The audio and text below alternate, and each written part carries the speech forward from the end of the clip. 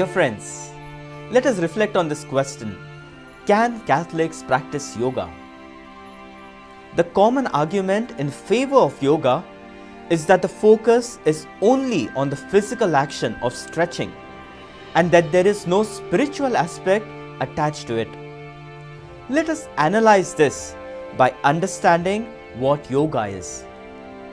The Ministry of External Affairs, the Government of India, the promoter of yoga worldwide, on its official website explains the origin, the history and the development of yoga. The word yoga is derived from the Sanskrit word yuj, meaning to join or to unite. As per the yogic scriptures, the practice of yoga leads to the union of the individual consciousness with that of the universal consciousness. Shiva is seen as the first yogi, or it is called as the Adiyogi, and he poured this yogic knowledge in the 7 sages who carried this to the different parts of the world. All yogic practices consist of adopting certain psychophysical patterns. The Ministry of External Affairs defines yoga as an essential spiritual discipline. So it is not a mere physical action of stretching. Yoga is a preparatory process so that the body can sustain higher levels of energy. The process begins with the body, then the breath, the mind, and the inner self. The fundamentals of yoga sadhana says that yoga works on the level of one's body. It's called as karma yoga. On the level of one's mind, that is called as jnana yoga.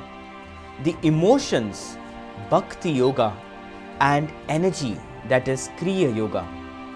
So friends, synthesizing all this information, we can say yoga is a spiritual discipline which has its roots deep in Hindu philosophy. It is not a mere physical stretching actions, but a preparatory process which begins with the body and proceeds to the inner self.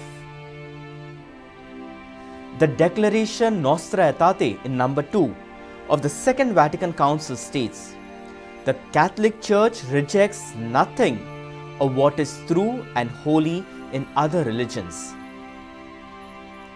And the Congregation for the Doctrine of Faith, in a letter addressed to the bishops dated October 15, 1989 by Cardinal Ratzinger, and it was approved by Pope John Paul II.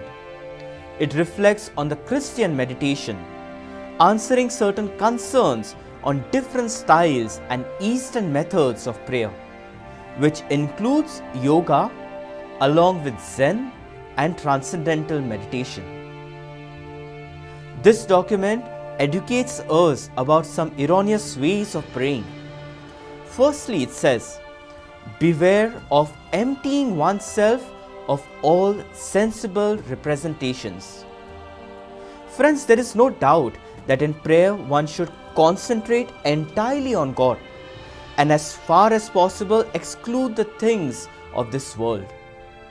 On this topic, St. Augustine says, if you want to find God, abandon the exterior world and enter into yourself. However, he continues, do not remain in yourself, but go beyond yourself, because you are not God. He is deeper and greater than you. To remain in oneself is the real danger. Secondly, the Church teaches us, beware of the cult of the body. The Eastern methods have valued psychophysical symbolism. The symbolism can become an idol and can degenerate into the cult of the body, that is, worshipping the body, and can lead to considering all the bodily sensations as spiritual exercises. Some physical exercises automatically produce a feeling of quiet and relaxation, a pleasing sensation which resembles spiritual well-being. To take such feelings for authentic consolations of the Holy Spirit would be a total erroneous way of conceiving spiritual life. And thirdly, the church says, beware of the danger of syncretism.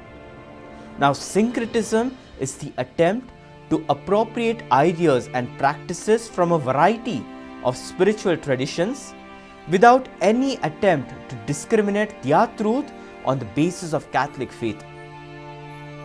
Relying on Eastern methods and styles, some place the absolute without image or concepts. Some focus on the psychophysical preparation alone, abandoning the meditation on the salvific works accomplished in history by the God of the Old and New Covenant, the triune God who is love. These Eastern techniques need to have their content and method subjected to thorough examination so as to avoid the danger of falling into syncretism. Friends, the Catholic Church gives us all Catholics a universal call. It says in this document, it defines Christian prayer as a personal, intimate, and profound dialogue between God and man. It further says that all aspirations which the prayer of other religions express are fulfilled in the reality of Christianity beyond all measures, without the personal self disappearing into the sea of the absolute.